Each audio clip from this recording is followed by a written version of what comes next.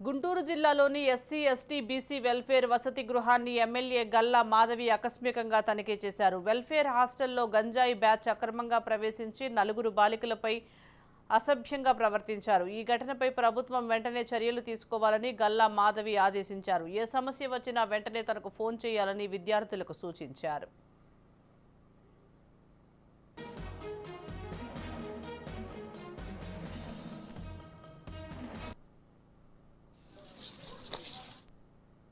లో ఉన్నాము. ఇక్కడ ఒక బీసీ వెల్ఫేర్ వసతి గృహం ఉంది, అలాగే ఎస్సీ వెల్ఫేర్ వసతి గృహం ఉంది. నిన్న ఒక అన్యూజువల్ ఇన్సిడెంట్ జరిగింది. 4 ఆడపిల్లల మీద అబ్యూజ్ కేసుని నమోదయ్యింది ఇక్కడ నగరంపాలెం స్టేషన్లో. ఇలాంటి కార్యకలాపాలు ఇక్కడ కొత్త కాదు అని చెప్తూ ఉన్నారు. ఎప్పుడు కూడా నిరంతరం ఇలాంటివి జరుగుతూ ఉన్నాయి. గంజాయి బ్యాచ్ లోపలికి రావడము, పిల్లలతో అసభ్యంగా ప్రవర్తించడం అనేది జరుగుతూ ఉంది. పిల్లలు ఎప్పుడు కూడా బిక్కుబిక్కుమంటూ భయాందోళనతోనే బ్రతుకుతూ ఉన్నారు.